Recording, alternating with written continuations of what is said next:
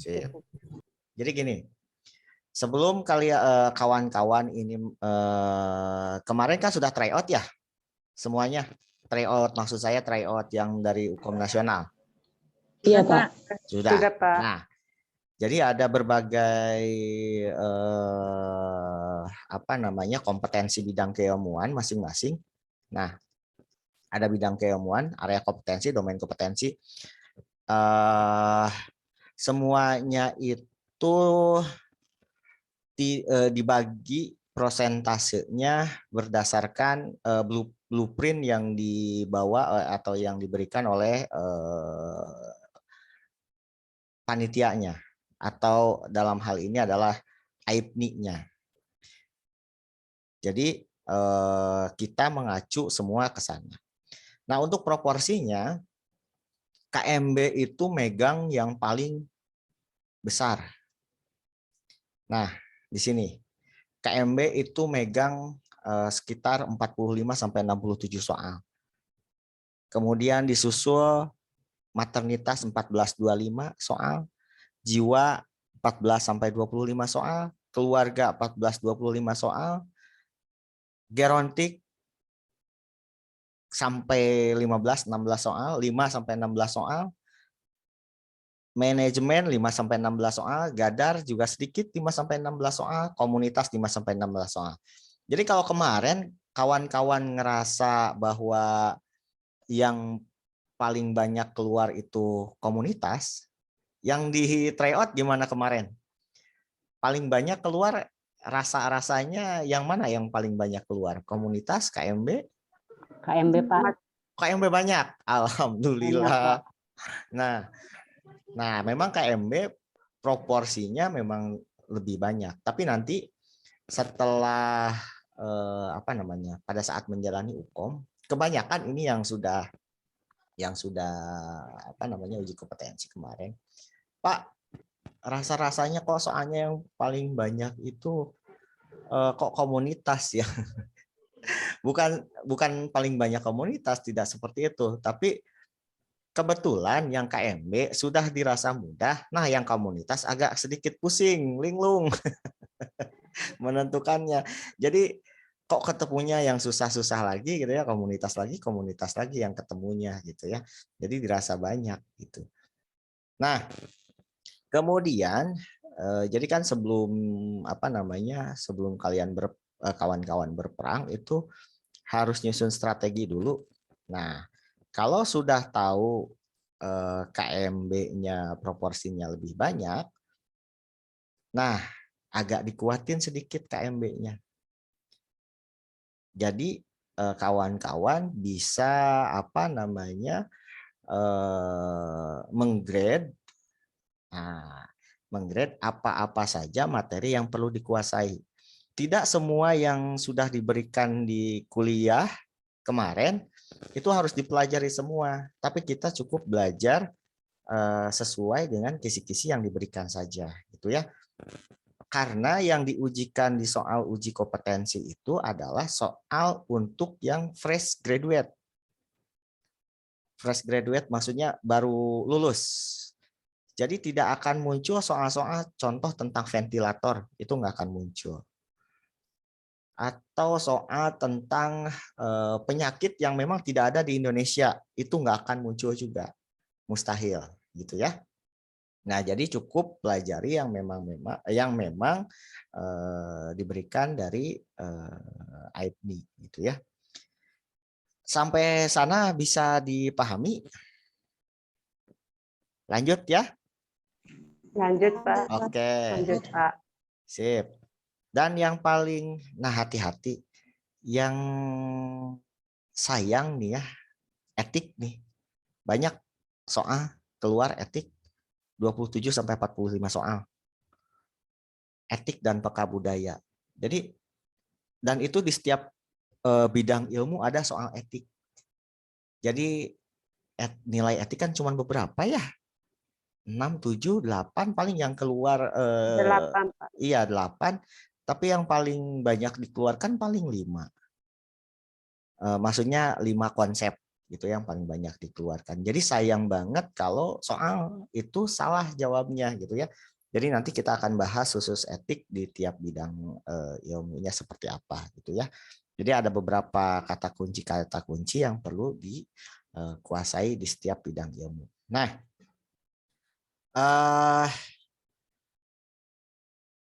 yang harus ditekankan adalah triknya ini ya.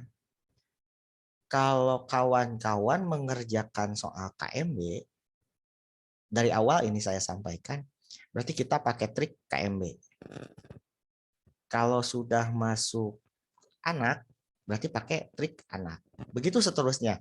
Jadi jangan dicampur adukan antara KMB, anak, maternitas, KGD, manajemen, komunitas. Itu agak sedikit berbeda gitu ya triknya. Nah, itu mungkin yang pertama saya sampaikan. Yang kedua adalah berfokuslah pada data yang memang ditulis. Yang tidak ditulis di sana, nggak usah ditambah-tambahin. Atau intinya jangan berandai-andai gitu kan. Pokoknya kalau tidak ada di sana datanya, di vignette-nya, itu nggak usah ditambahin. Fokus pada data yang ada di vignette aja. Pak, vignette sama vignette itu apa Pak? Nah, nanti kita bahas selanjutnya. Ini dulu deh sekilas. Nah, di KMB gini. Contoh di KMB. Kita masuk KMB dulu. Yang agak sedikit makan waktu banyak di KMB ya. Nah, di KMB masalah yang sering muncul, mau KMB, maternitas, kemudian gadar, pokoknya yang bersifat-sifat klinis, anak, dan lain sebagainya, urutan prioritas masalah, pertama oksigenasi ya. Oksigenasi, kedua cairan elektrolit, 3 nutrisi, 4 aman nyaman, eliminasi, aktivitas istirahat, dan seterusnya ke bawah. Nah, jadi ketika ditanya masalah keperawatan prioritas, atau tindakan prioritas, berarti urutannya adalah ada nggak masalah di oksigenasi? Kalau tidak ada, berarti ngarah ke cairan. Kalau nggak ada, berarti ngarah ke nutrisi. Kalau nggak ada, berarti ngarah ke aman nyaman, dan seterusnya. Begitu. Kalau di oksigenasi kan masalahnya hanya 3 ya. Apa saja coba di oksigenasi? Bersihan jalan napas. Bersihan jalan napas. Good. Terus? Pola napas. Good. Pola napas tidak efektif. Yes. Satu lagi? Analisa gas darah, Pak. Analisa gas darah. Pertukaran Pertukaran gas. gas darah. Oh, kok langsung ke datanya ya? Ya, pertukaran gas darah, Pak. Ada pertukaran gas. Oke. Jadi kalau bersihan jalan napas, kata kuncinya itu adalah pasien tidak mampu mengeluarkan dahak.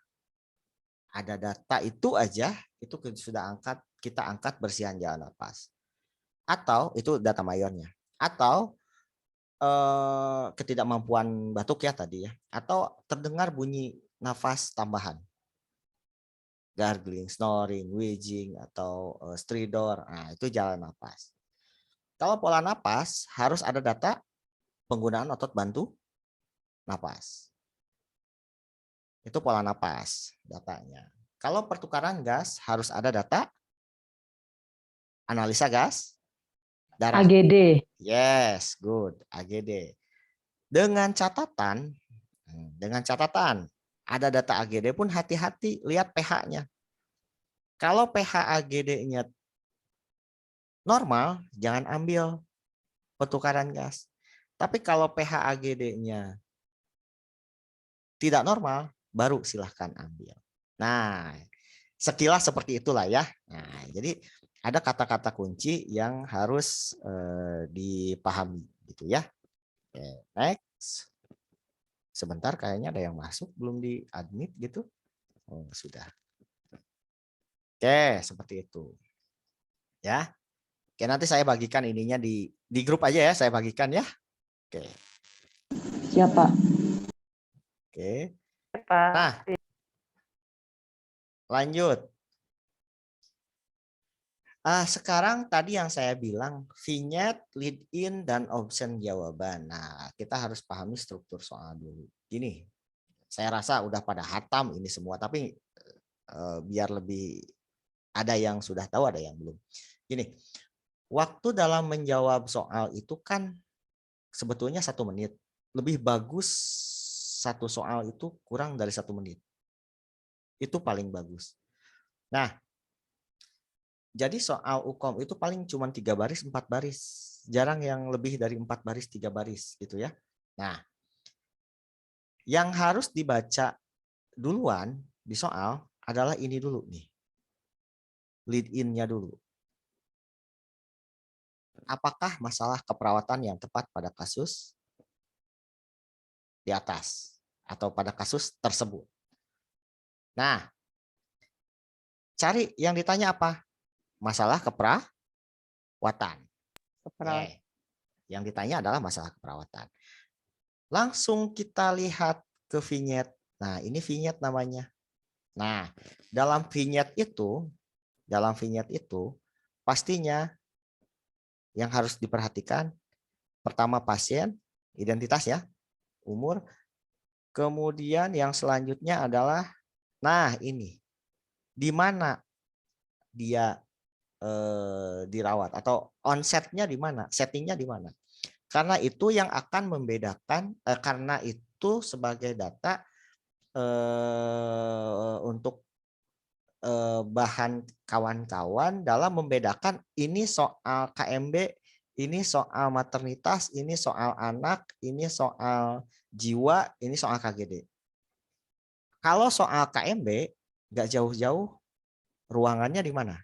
Ruang interna, penyakit dalam, ruang rawat inap. Kayak gitu ya. Kalau maternitas jelas ya, di ruang mana? Maternitas? VK. Kebidanan. Betul, ruang bersalin. Ruang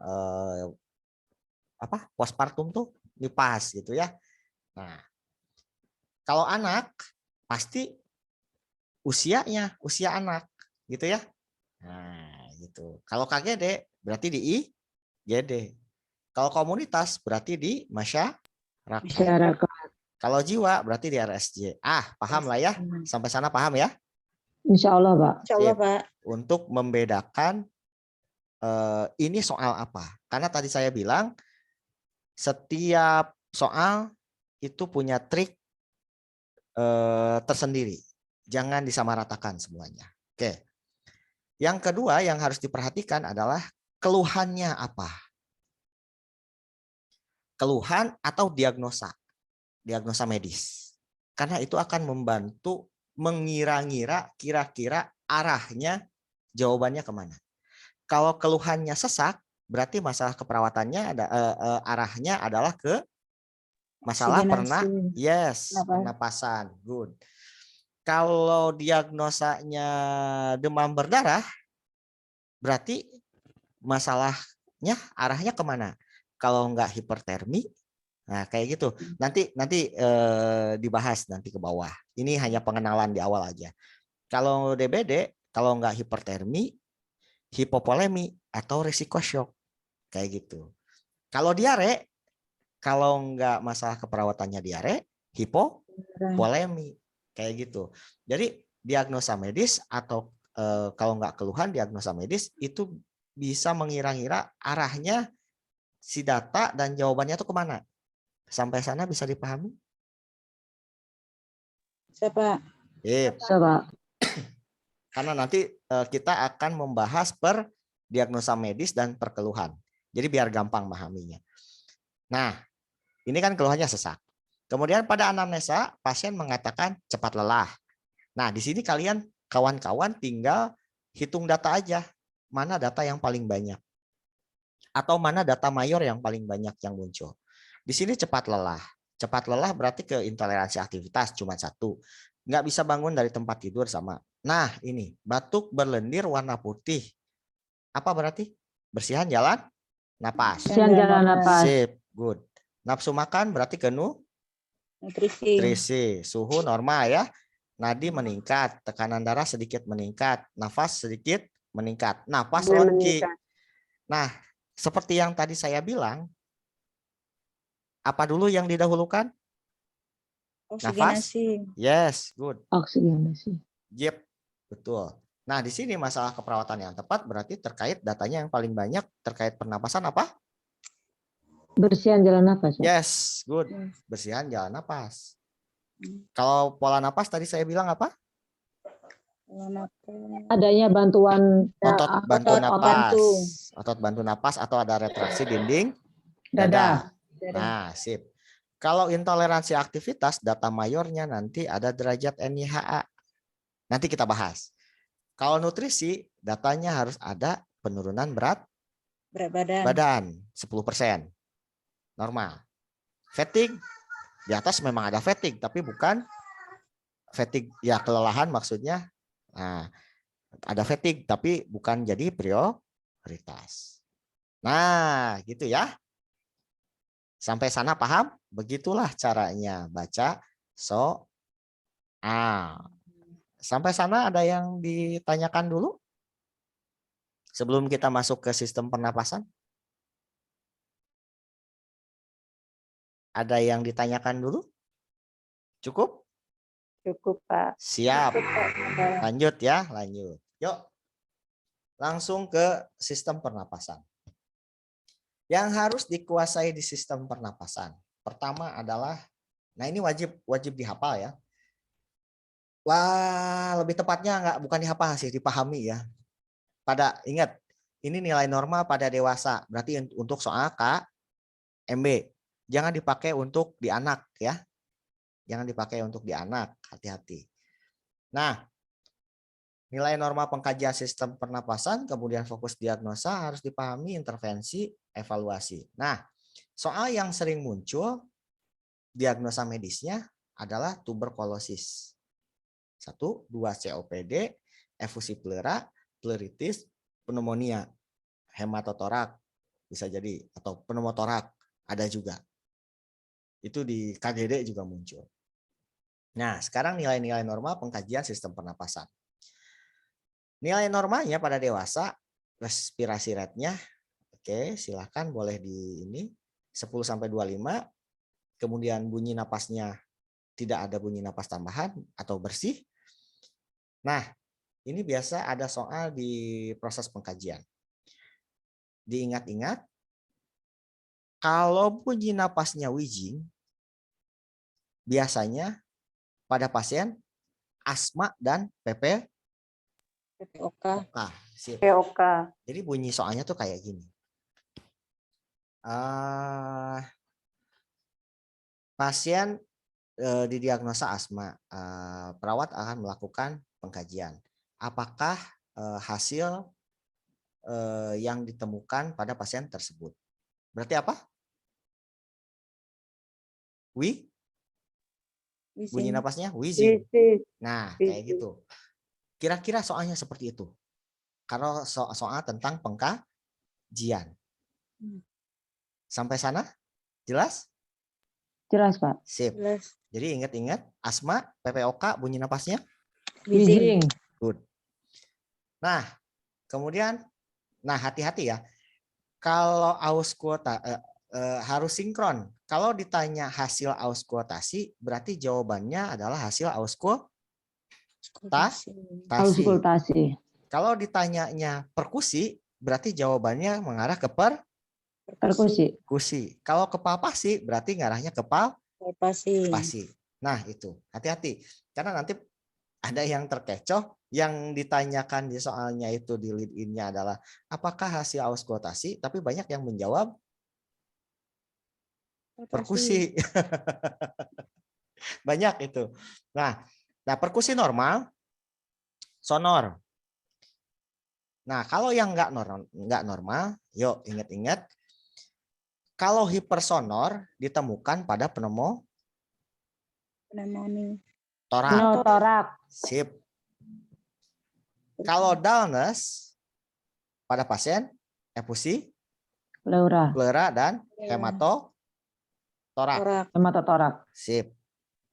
Ingat-ingat, kalau hipersonor itu pneumotora kan isinya udara, jadi hipersonor.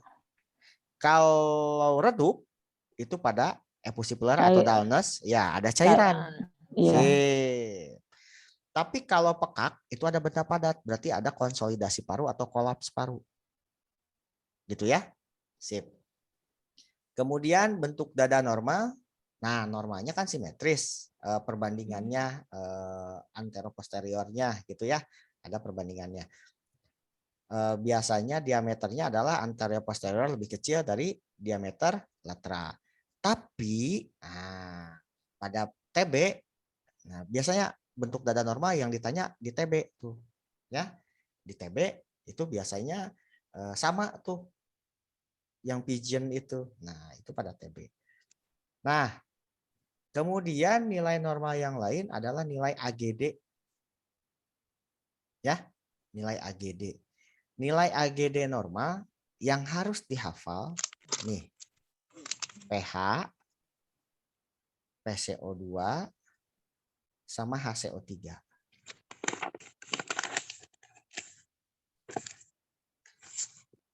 Ya, pH, PCO2, HCO3.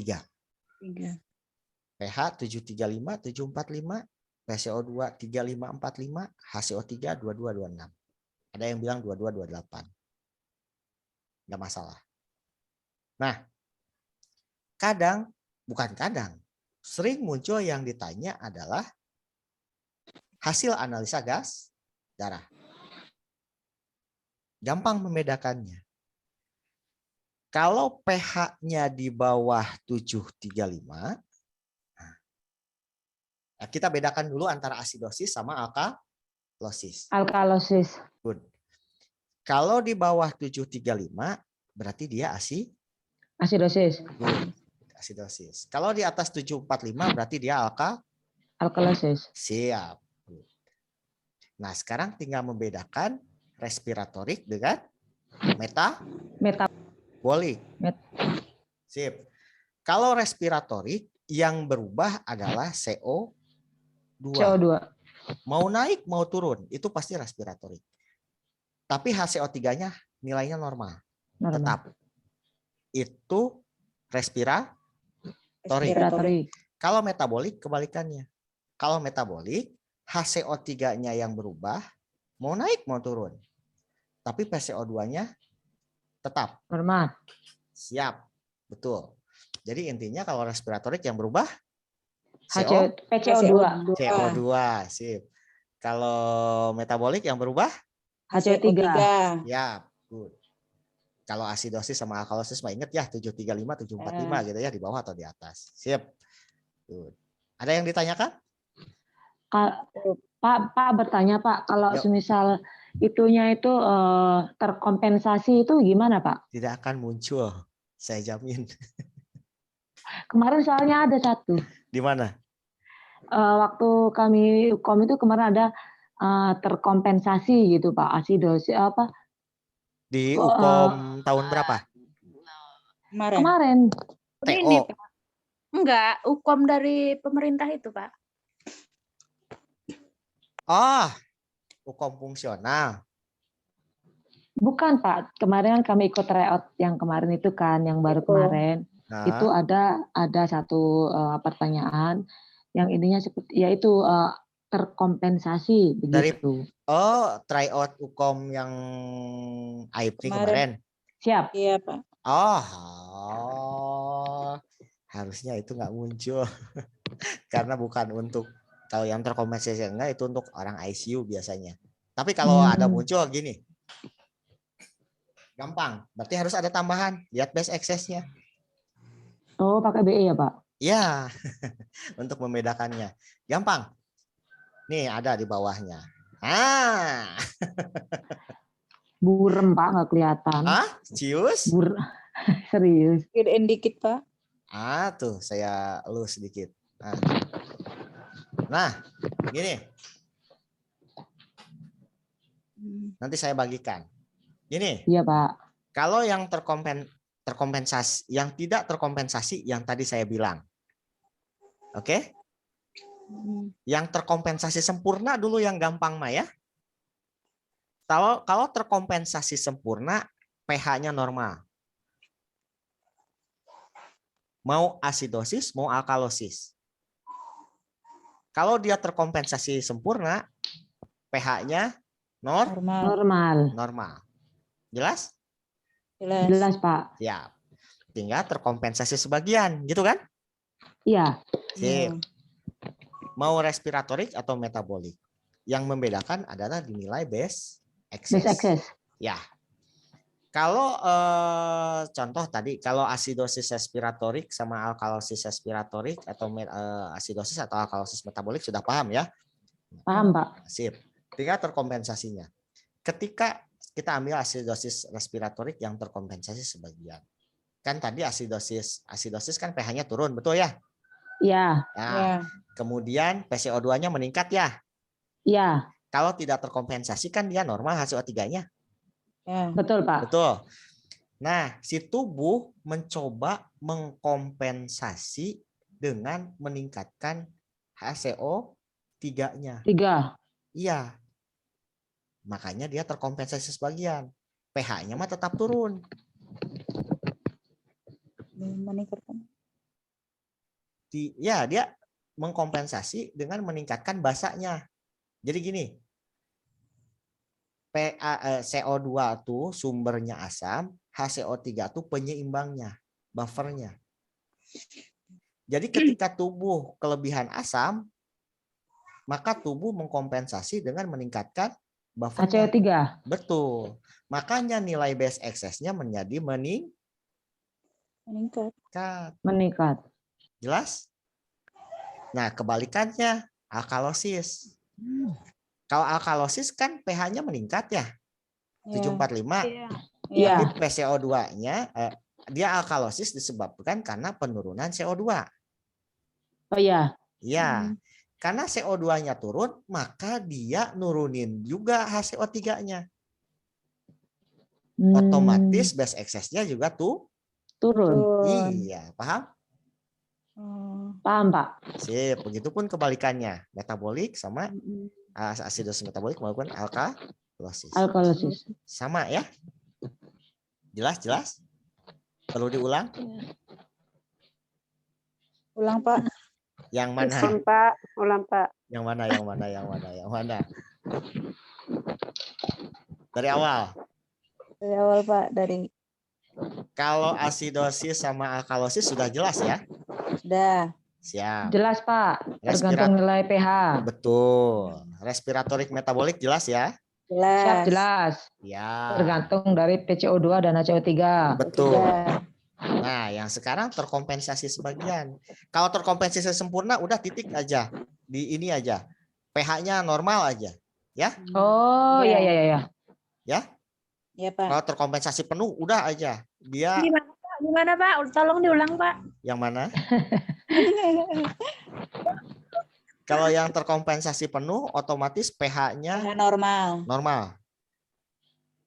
Jelas? Makanya kalau pH-nya normal, PCO2-nya naik, HCO3-nya naik, jangan diambil, tadi saya bilang pertukaran gas. Jangan diambil. Karena sudah terkompensasi. Jelas? Ya, karena AGD-nya normal ya, Pak. Bukan, karena pH-nya normal. Oh, pH-nya normal kalau AGD-nya. Ya. pH-nya normal. pH AGD-nya normal. Nah, oke. Nah, sekarang yang tinggal terkompensasi sebagian PR-nya. Kalau asidosis respiratorik terkompensasi sebagian, namanya asidosis. Berarti pH-nya tuh turun. Karena dia respiratorik, berarti disebabkan karena peningkatan PCO2. Karena PCO2-nya meningkat dan tubuh kita mencoba mengkompensasi, dikompensasinya dengan meningkatkan HCO3-nya. Jelas? Jelas. Karena HCO3-nya meningkat, otomatis base excess-nya juga ikut meningkat. Nah, oke. Jelas? Jelas. Ya, Pak. Nah, begitupun alkalosis respiratorik. Alkalosis disebabkan karena Penurunan. penurunan Penurunan CO2. Ya. Alkalosis kan Oh iya, peningkatan CO2. pH. Ya, Ya, peningkatan pH-nya disebabkan karena penurunan CO2. CO2. CO2. Karena CO2-nya turun, tubuh mengkompensasi dengan menurunkan HCO3. CO3. Karena HCO3-nya turun, otomatis base excess-nya juga BSSS-nya ikut ikut turun. turun. Jelas? Jelas. Nah, saya lanjutkan asidosis metabolik. Asidosis pH-nya tuh turun di bawah 735. Metabolik itu disebabkan karena HCO3. PCO2-nya kan normal. Ya. Kalau metabolik. Oh iya, Pak. Ya, PCO2-nya normal. Nah, karena HCO3-nya menurun, tubuh mengkompensasi dengan menurunkan CO2. Metabolik ini Ya. kan tadi asidosis metabolik itu disebabkan karena penurunan pH disebabkan karena penurunan HCO3. Ini metabolik nih. Ya. Iya, Pak. Ya. Karena HCO3-nya turun, tubuh mencoba mengkompensasi dengan menurunkan PCO2. Jelas? Iya, Pak. Sip. Karena HCO3-nya turun, berarti base excess-nya juga ikut Turun. Iya. Gitu. Begitu sebaliknya ya. Oh iya ya, Pak. Ya, gabungan ini nggak akan muncul, saya jamin. Iya, Pak, betul. Semoga ya, Pak. Amin. Nggak akan. Agak mumet. Nggak akan. Biasanya yang sederhana itu nggak mungkin yang ada kemarin muncul. Suami Bu Suwarti kok nggak bisa masuk? Tapi yang lain bisa ya?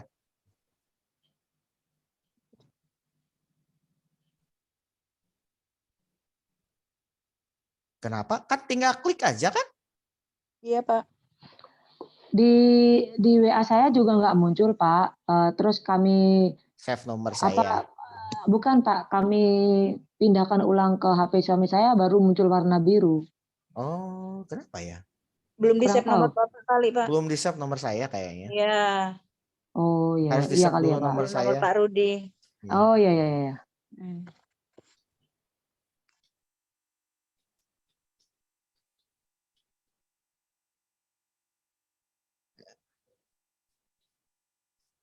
Sebentar ya.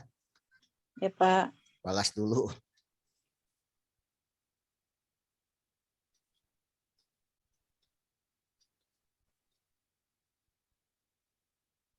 Sebentar. Good. Oke, lanjut. Nah, sekarang ke diagnosa TB paru ya. TB paru. Nah, kalau di vignette-nya ini KMB, kemudian terkait pernapasan. Nah, terkait pernapasan. Kemudian tadi saya bilang keluhannya atau diagnosanya adalah didiagnosa TB paru. Nah, atau kalau nggak diagnosa TB paru pun kayak gini. Muncul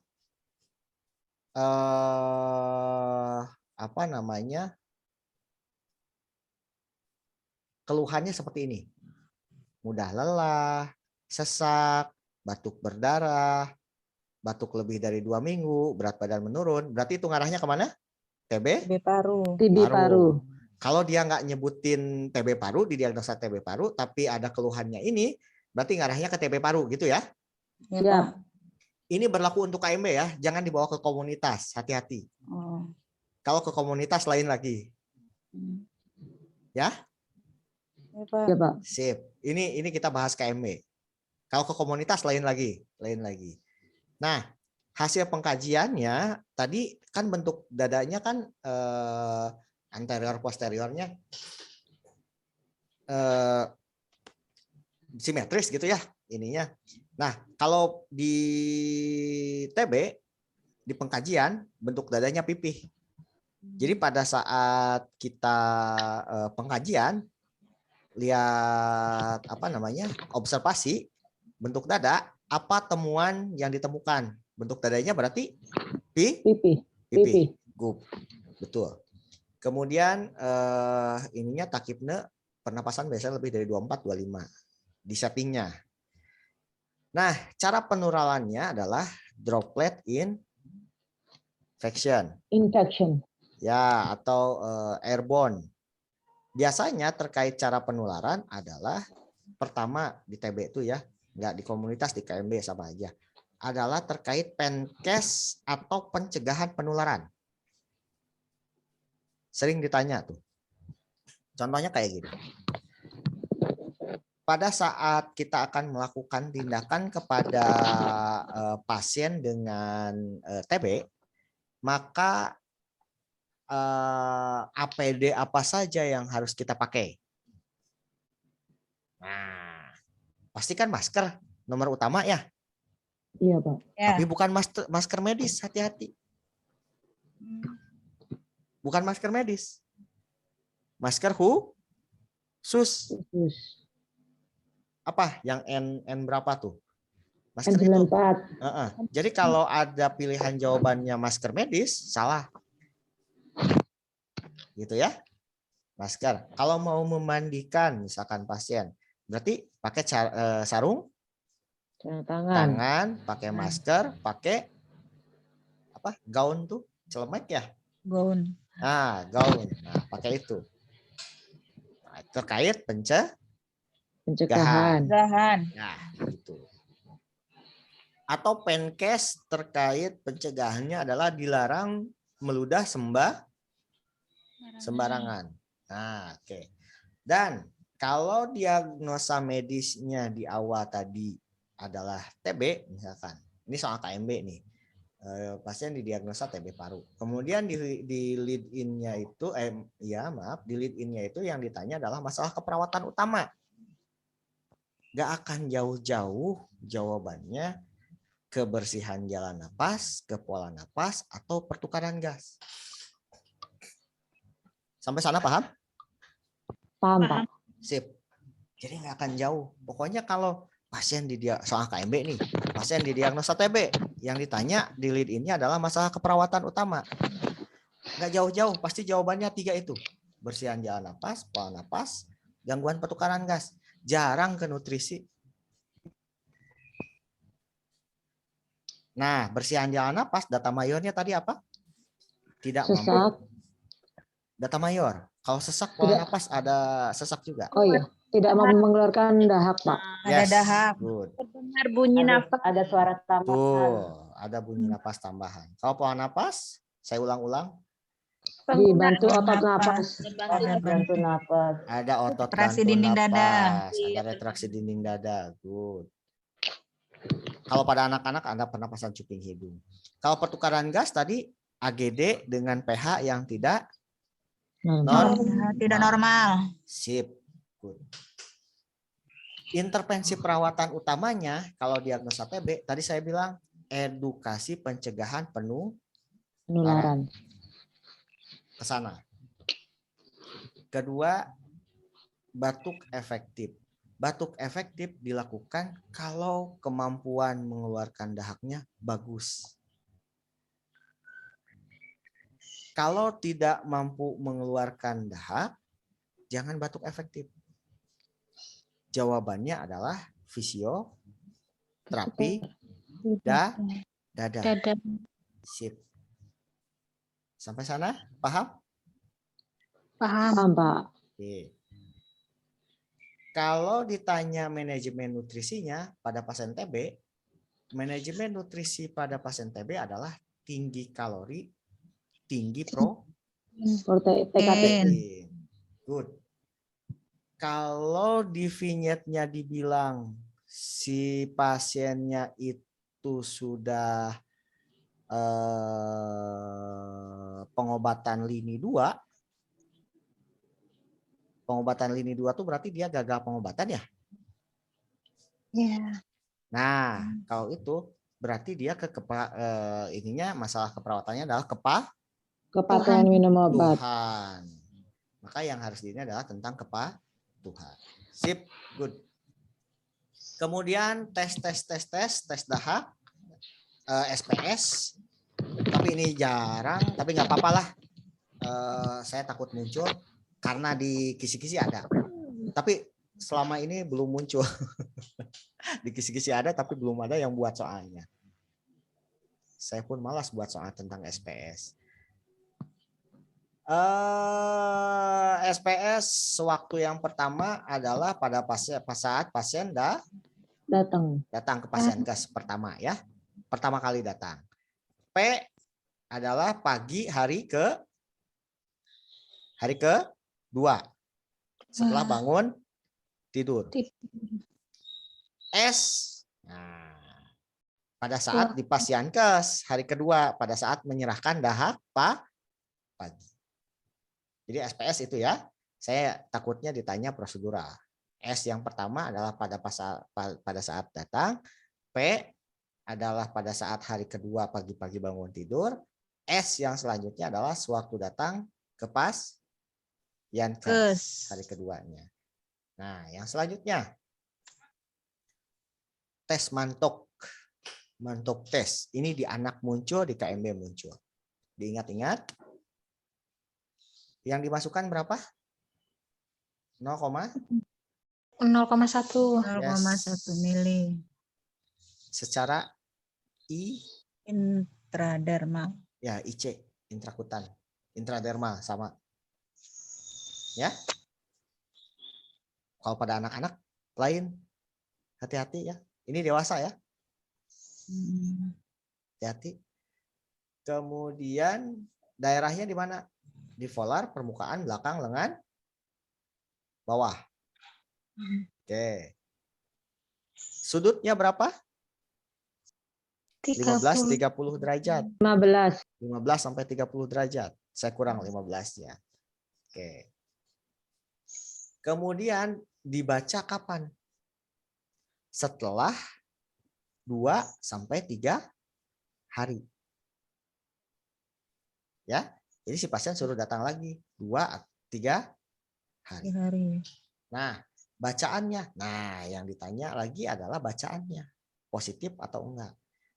Gini, tergantung pasiennya. Nah, ini. Pokoknya lihat di vignetnya, pasiennya apa. Kalau pasiennya itu close kontak dengan individu dalam waktu 2 tahun, close kontak tuh misalkan suami istri, suaminya TB. Dekatan, bukan long distance. Nah, selama 2 tahun itu close kontak.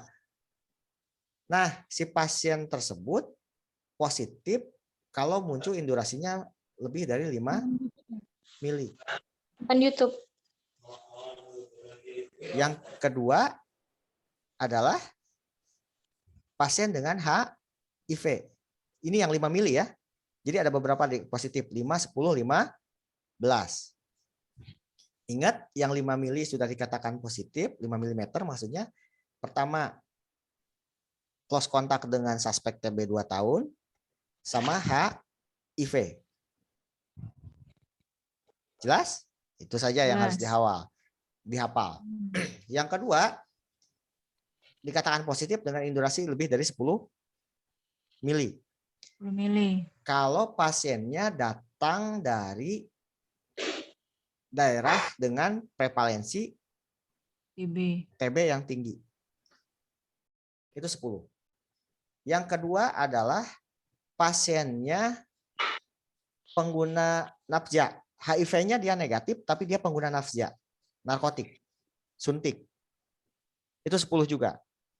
Yang ketiga, pasiennya punya penyakit kronik. Contoh, DM, malabsorpsi, gagal ginjal, tumor agnesa, leukemia, limfoma, atau kurang gizi, berat badannya ada penurunan berat, badan dengan lebih dari 10%. Pasiennya malnutrisi. 10 juga. Yang keenam, pasiennya punya penyakit kronik. Contoh, DM, malabsorpsi, gagal ginjal, tumor agnesa, leukemia, limfoma, atau kurang gizi, berat badannya ada penurunan berat badan dengan lebih dari 10%. pasiennya malnutrisi. Pasiennya Itu 10 mili juga. Nah, kalau dia positif 15 mili, itu pokoknya selain dari atas aja, itu 15 mili. Yang normal. Ya. Saya ulang, ada 5, ada 10, ada 15. Kalau yang 5 tadi, yang pertama HIV, yang kedua adalah close kontak 2 2 tahun. 2 tahun. Kalau yang 10, datang dari prevalensi tinggi TB, yang kedua pengguna nafza, yang ketiga adalah punya penyakit kronis. Kronis. Jangan ngantuk ya.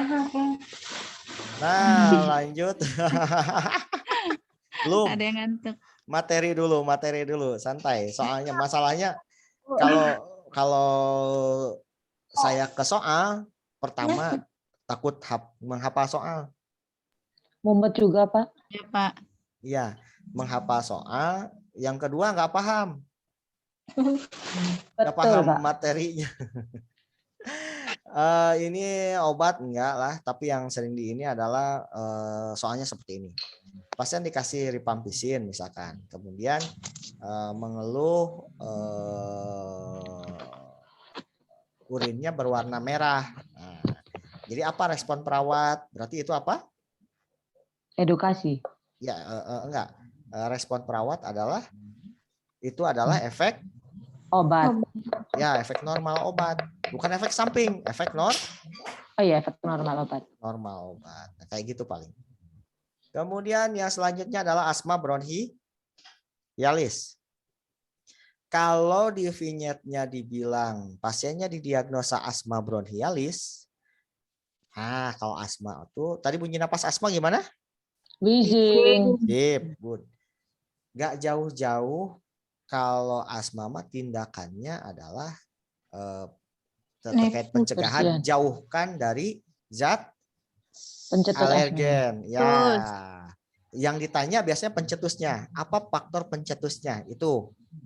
Yang kedua adalah tindakan prioritas. Kalau pada saat itu dia masih bunyinya wheezing, tindakan utamanya adalah kolaborasi bronkodilator atau Nebulizer. Jadi tindakan utamanya kalau pasiennya masih wheezing waktu itu, maka tindakan utamanya adalah kolaborasi bronkodilator. Masalah keperawatannya pasti bersihan jalan napas. Betul. Sip, evaluasinya juga kepatenan jalan napas. Itu saja. Kalau asma sedikit ya? Sedikit. Sedikit tapi memancing ini, Pak. Iya, mancing kerusuhan ya. Iya. Yang selanjutnya adalah hemopneumotorak. Ada hemotorak, ada pneumotorak. Bedanya tadi kalau hemo bunyinya Dullness. kalau pneumo Hipersonor. Sip. Gitu ya? Jelas? Siapa? Nah, tandanya pada saat kita inspeksi, gerakan dadanya tidak Sinkron. simetris. Tidak simetris. Pokoknya Sinkron. pada inspeksi gerakan dadanya tidak simetris. Kalau perkusi bunyinya hipersonor pneumotorak, dullness hematotorak. MK utamanya nggak jauh-jauh. Kalau nggak pola napas, AGD tadi pertukaran gas. Kerusakan fungsi ventilasi nggak jarang. Yang selanjutnya PPOK COPD. Bunyi napasnya PPOK COPD apa tadi? Wheezing sama kayak asma. Gitu ya, sama. Tandanya batuk kronis, produksi sputum atau sesak napas sama lah. Masalah keperawatan utamanya kalau PPOK, kalau nggak bersihan jalan napas sama pola napas, gangguan pertukaran gas, sama datanya. Tindakannya PPOK sama TB juga biasanya suction. Ingat kata kuncinya suction kapan dilakukan? Suction itu dilakukan kalau pasiennya tidak bisa membuang dahak. Tidak sadar. Oh, tidak sadar. Kalau sadar jangan suction. Iya. Ya. Kalau sadar jangan suction. Oke. Postural drainase tadi kalau pada pasien tidak mampu mengeluarkan Dahak. Sip. Maaf, ini postural drainase fisioterapi dada itu satu kesatuan. Jadi kalau ada Hmm. jawabannya di sana postural drainase, ada fisioterapi dada, pilih jawaban fisioterapi dada. Karena fisioterapi dada itu adalah satu kesatuan antara postural drainase, vibrating, clapping, dan satu lagi ya fisioterapi dada gitu ya, satu kesatuan gitu ya. Kemudian push lip jarang, posisi high fowler juga jarang, nggak pernah ada sih posisi memposisikan, tapi bukan jadi yang prioritas biasanya. Oke, ini PPOK enggak. Diagnosa tadi sudah ya, tipe soal ada bersihan jalan napas, pola napas sama gangguan pertukaran gas sudah. Jumlah data mayor tadi sudah saya sampaikan. Ini data-data mayornya untuk bersihan jalan napas tadi. Yang paling penting adalah batuk ya, suara parau atau stridor biasanya di luka bakar. Ya, ada bunyi napas tambahan, itu datanya. Kemudian pola napas, ada penggunaan otot bantu napas tadi saya bilang. Kemudian pernapasan push lip yang kayak bersiul itu tuh ya. Kemudian pertukaran gas yang penting, iya betul seperti itu. AGD. Oke, batuk efektif. Nah, sekarang prosedural. Prosedural batuk efektif. Yang harus diperhatikan adalah indikasi dan kontraindikasi. Ya. Indikasi kontraindikasi. Kontraindikasinya batuk efektif adalah jangan dilakukan pada pasien dengan tension pneumotorak atau pasiennya mengalami gangguan kardiovaskuler. Jangan coba-coba ambil jawaban batuk efektif. Cek toleransinya. Nah, itu ya yang sering ini. Kemudian jarang ditanya tentang itu, tekniknya jarang ditanyakan. Jarang, karena susah sekali buatnya. Kemudian tentang terapi oksigen biasanya yang ditanya adalah jumlah literan. Kalau nasal kanul berapa liter? 1 sampai 6. 6. Bisa sih. Good. Jadi pertanyaannya kayak gitu. Dokter meminta agar pasien diberikan 5 liter misalkan. Apakah jenis selang yang diberikan? Apakah jenis oksigenasi yang diberikan? Berarti melalui nasal Kanul. kanul. Nah, seperti itu soalnya. Nah, itu ya, ingat nasal kanul 1 sampai 6. Simple mass berapa? 5 sampai 8 8. liter. Liter. Sip. Kemudian non rebreathing mass berapa? 10 sampai 12. 12. Sip. Rebreathing mass berapa? 12 sampai 16. 15. Enggak, sama 10 12 juga. 10. 8. Ya, 8 12 parsial. Nah, 8 12. Oke. Sip. Nah, cuman kalau pasiennya sesak sekali, sangat sesak dan tidak terjadi alkalosis, maka dia kasih non rebreathing mass yang tinggi ya, di atas 35 kayak gitu biasanya. Kemudian apa lagi ya, ini tuh ada yang ketinggal terkait oksigen tuh sebentar. Oh, prosedural. Intinya pada saat oksigenasi yang paling penting poinnya adalah pertama mengecek apa namanya yang diisi air tuh, Humidifier, Pak. yes. Ngecek humidifiernya tetap terisi dengan Cairan. Itu yang paling penting. Maka jawabannya adalah kadang mengisi humidifier dengan cairan. Kesana arahnya biasanya ya. Karena ingat kalau prosedural ada kalau jawaban terkait prosedural adalah cari jawaban yang kalau itu tidak dilakukan itu bisa membahayakan keselamatan pasien. Itu aja. Karena sampai sekarang AIPNI maupun PPNI belum ngasih standar operasional prosedur untuk setiap tindakan sampai sekarang. Oke. Biasanya setelah atur posisi itu atur aliran sama ini humidifier tadi saya bilang. Kemudian WSD. Nah, WSD.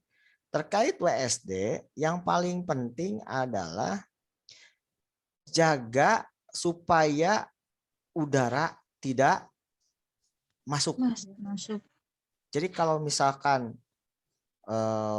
si selangnya lepas dari botolnya, si botolnya pecah, berarti harus kita segera klem. Ganti. Bukan, segera klem si selang WSD-nya. Ya. Oh iya ya. Ya. Kalau si botolnya pecah atau tergeser apa, segera klem. Oke. Intinya itu di WSD ya, ingat-ingat. Kemudian jaga tetap, intinya tentang WSD yang harus diperhatikan. Si selang WSD tetap terendam di cairan. Itu ya. Sip. Itu konsep yang penting. Oke. Yang harus diperhatikan ini undulasinya ada atau tidak. Kemudian yang sering ditanyakan adalah ini nih penggantian tertutup, yang sering diwajibnya adalah, nah kapan dinyatakan, yang sering ditanya adalah kapan misalkan dokter mau mencabut, apa yang harus dievaluasi, berarti sudah tidak ada lagi darah atau cairan yang keluar dari WSD. Itu baru berhasil ya. Intinya itu ya. Ya, Kata Pak. kuncinya gitu. Kalau dokter akan mencabut, katanya perawat diminta untuk mengkaji. Apa yang harus dikaji perawat? Sudah tidak ada lagi Cairan atau darah yang keluar. Sip, itu. Nebu biasanya yang sering ditanyakan adalah setelah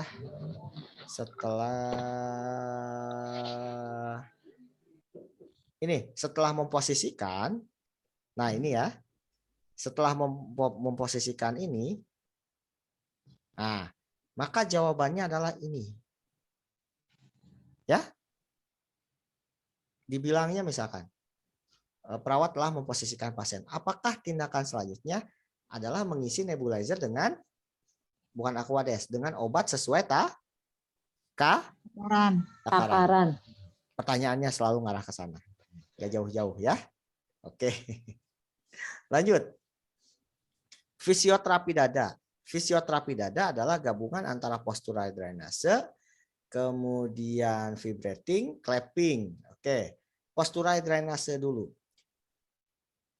Sebelum melakukan postural drainase, yang harus dikaji adalah toleransi terhadap aktivitas. Jelas?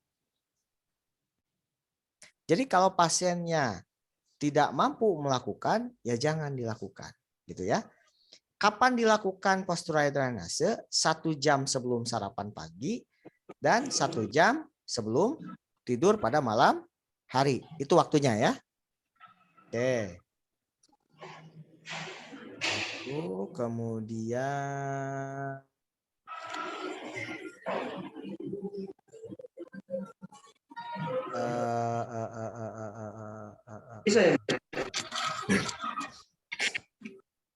nah, posisi untuk postural drainase kayak gini, kata kuncinya. Kalau kelainannya ada di kanan, maka miringkan ke kiri. Kalau kelainannya bunyinya kelainannya di kiri, maka miringkan ke kanan. Nggak usah menghafal seluruh ini sampai J ini ya, sampai 10 posisi ini, nggak usah.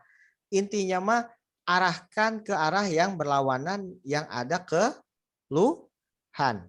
Jelas? Jelas sampai sana? Pulang Pak. Pulang.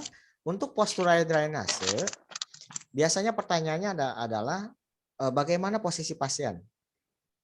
cek di lobus mana terdengar kelainannya.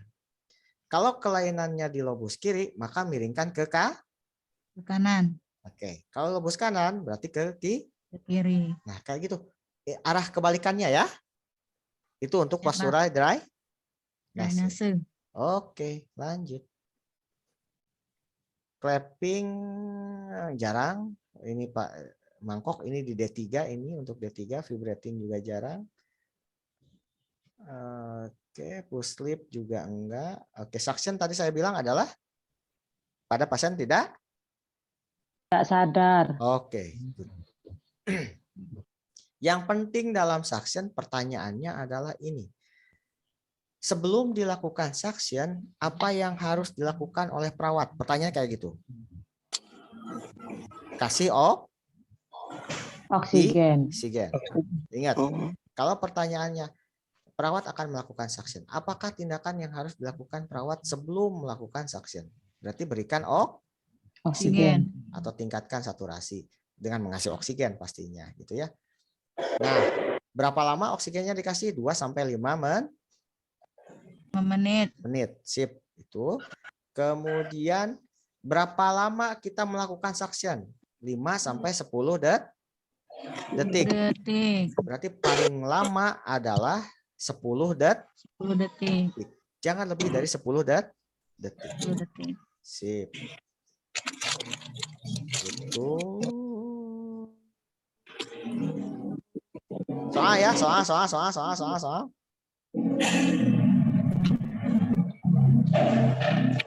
Oke, itu materinya. Yang pernafasan. Kita kasih soal ya. Ya, Pak. Sip, sebentar. Pernapasan.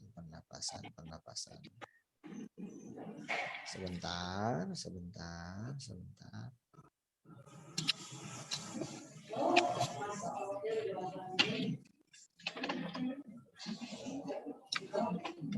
Post tes KMB yang mana nih? Sebentar.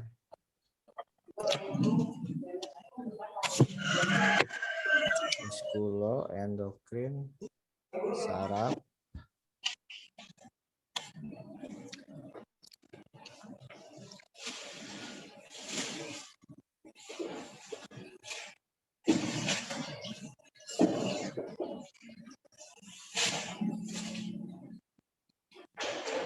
Sebentar. Jauh ke bawah.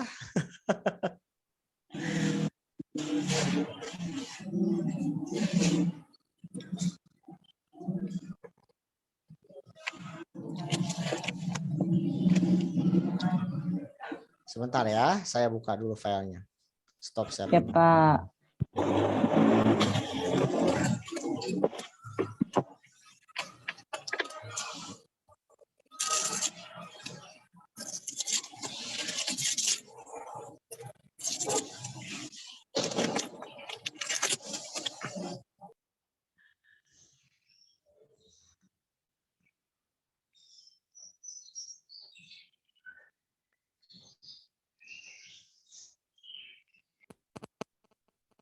Suara saya kedengeran? Kedengeran. Yuk. Kedengaran, Pak. Sebentar, Kedengeran, Pak. kita perbesar. Cukup? Cukup, Pak. Oke. Apakah evaluasi yang diharapkan? Yang ditanya Evaluasi.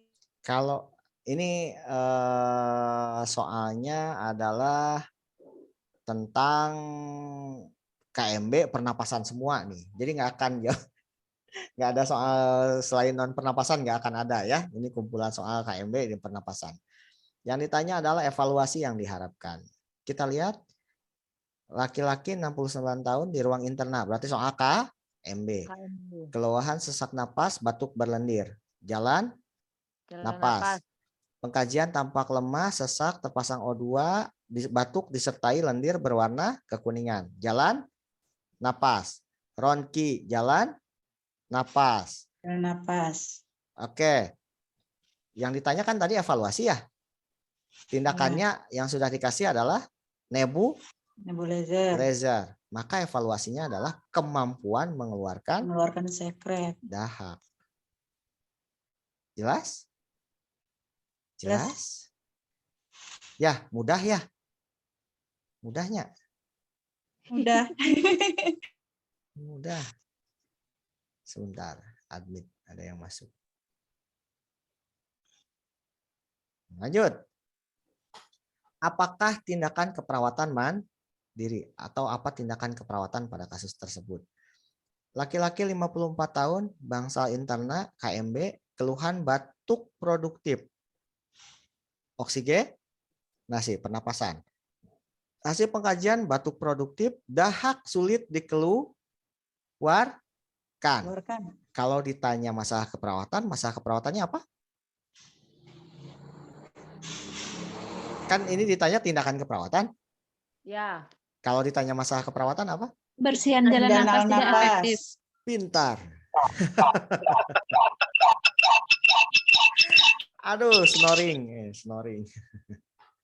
Bersihan jalan napas. Maka tindakan untuk bersihan jalan napas, tindakan mandirinya apa saya bilang? Kalau sulit mengeluarkan dahak tadi? Fisioterapi dada. Sampai sini paham? Fisioterapi dada. Paham, Pak. Kenapa nggak ngasih oksigen, Pak? Bersihan jalan napas dulu. Jelas? Jelas, Pak. Sebentar, ini ada ini. Oke. Jelas ya? Nggak ada yang ditanyakan ini? Aman. Lanjut. Jelas, Pak.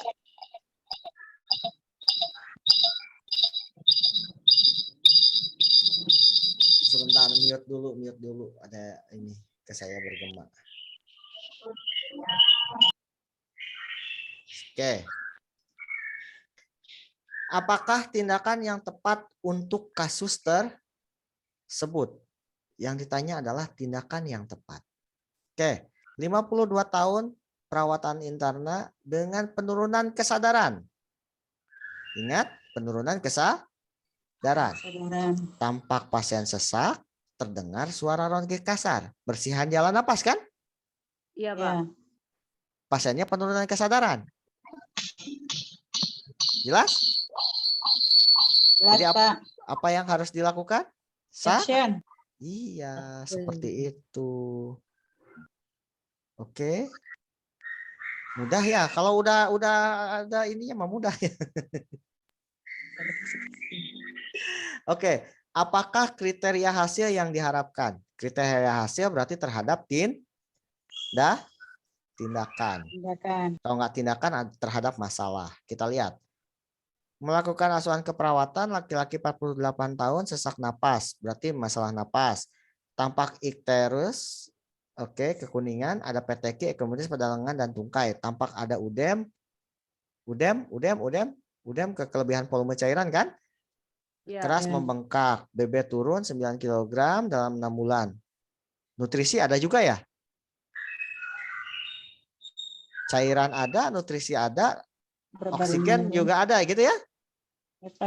Ah, tadi saya bilang, mana duluan? Oksigen. Oksigen dulu. Berarti kriteria hasilnya dahulukan yang Oksigen. Yang mana yang oksigen? Ini kan? Mudah ya? Mudahnya? Ya sekarang mudah Pak, nanti kalau pas UKM mumet juga. Enggak sama kayak gini. Jadi ingat, dahulukan oksigen. Di sana tuh banyak masalah gitu kan. Tapi kalau ada oksigen bermasalah, dahulukan oksigenasi dulu. Oke, next. Apakah hasil pengkajian dilakukan teknik palpasi? Ingat saya bilang, kalau palpasi berarti jawabannya palpasi. Kalau auskultasi berarti jawabannya auskultasi. Gitu kan? Ya, Pak. Berarti jawaban yang bunyinya auskultasi salah, gitu kan? Ya. DE berarti salah kan? Ya. Kalau terdengar berarti kan auskutasi ya? Auskultasi. Berarti tinggal kita A, B, dan C. Lihat. 34 tahun, interna dengan keluhan sesak batuk. Hasil X-ray, efusi pleuranya di sinistra. Efusinya ada di kiri. Kalau efusinya ada di kiri, berarti yang teraba lebih keras yang mana? Kanan. Yang kanan, betul. Karena ada cairannya di kiri. Begitu ya. Sip. Evaluasi yang diharapkan pada kasus di atas. 69 tahun interna keluhan napas batuk berlendir, bersihan jalan napas. Hasil pengkajian terpasang O2, batuk disertai warna kuning, ronki bersihan jalan napas, anoreksia. Oke, bersihan jalan napas berarti ya evaluasi yang diharapkan terkait bersihan jalan napas adalah kemampuan mengeluarkan dahak. Sip. Mudah ya? Mudah. Sip. Nah, ini soal tentang AGD. Sok, silahkan. Gak kaji ini ada ininya. Nanti saya hapus. Ini saya tadi nyari-nyari filenya di mana lah. Nanti saya kasih latihannya. Setelah ini, nanti tolong kerjakan soal screening ya. Download Edmodo. Nanti saya berikan di grup kode kelasnya. Kalau ada yang kesulitan mengini Edmodo, silahkan nanti saya pandu gitu ya. Nanti silahkan kerjakan soal screeningnya ya untuk biar saya tahu pre-postnya kemampuan sebelumnya gitu ya. Biasanya ini di awal kemarin. Oke. Ini yang ditanya hasil AGD ya. pH-nya? pH-nya 7,28. Kayaknya turun, Pak. Nah, kalau ditanya gini. Kalau ditanya hasil interpretasi AGD langsung aja mata kita ke hasil AGD-nya. Nggak usah Ya. baca semua. Ya. pH-nya turun gitu ya. Berarti acidosis. PCO2-nya Turun. Hey. Normal. Normal, Pak. 355 naik, Pak. Naik, Pak. Naik. Pak. PCO2 3545. Jadi hasil O3-nya normal. Berarti Normal. asidosis respiratorik. Ingat, asidosis respiratorik pH-nya turun. Yang berubah CO2, yang normal HCO 3. Pintar. Apakah urutan langkah tindakan selanjutnya pada kasus tersebut? Oke. Perempuan 43 tahun dirawat di interna, keluhan utama sesak napas. Pemeriksaan fisik ditemukan perfusi terdengar redup. Setelah 3, 4, 6. Ada ronki paru kanan. Akan melakukan WSD. Intinya akan melakukan WSD ya. Sudah memastikan fiksasi chest tube pada dinding dada, fiksasi semua sambungan selang dengan baik. Urutan langkah tindakan selanjutnya setelah itu apa? Tadi saya bilang ini. Pastikan si selangnya itu terendam gitu ya. Jadi water seal chamber dan suction control chambernya itu benar gitu ya. Jadi jawabannya cek level water seal chamber dan suction control chamber. Ya maksudnya kalau nggak ada jawaban ini adalah memastikan bahwa si selangnya tetap terendam cairan. Gitu ya. Jelas? Jelas. Kalau perhatikan dan catat cairan drainase yang keluar itu pada saat perawatan. Pada saat perawatan. Sip. Oke. Itu yang pernapasan. Nanti setelah ini ada saya kirim linknya nanti di Edmodo untuk latihan soal yang sekarang. Ya, nanti dikerjakan.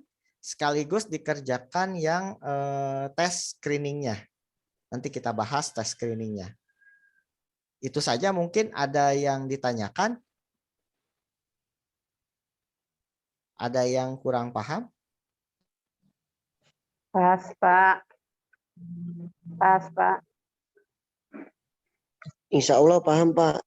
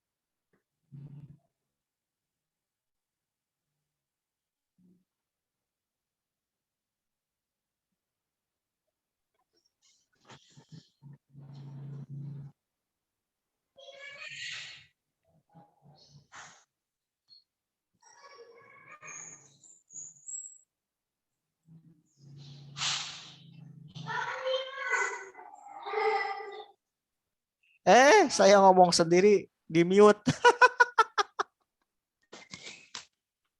Kira-kira besok kita ketemu hari Minggu atau besok ngerjain soal, hari Selasa kita ketemu lagi. Hari Selasa kira-kira bisa jam berapa? Malam, Pak. Malam ya, jam 8 ya. Kita mulai jam 8. Nanti saya share soal di Edmodo. Nanti tolong dikerjakan soalnya ya. Jadi besok mengerjakan soal, Selasa kita bahas ya. Iya, Pak. Oke. Siapa? Siap. Terima kasih semuanya. Selamat siang. Assalamualaikum. Siang, Pak. Waalaikumsalam. Terima kasih. Terima kasih juga, Pak. Terima kasih, Pak. Waalaikumsalam. Assalamualaikum. Terima kasih, Pak, atas Yo, ilmunya. sama-sama.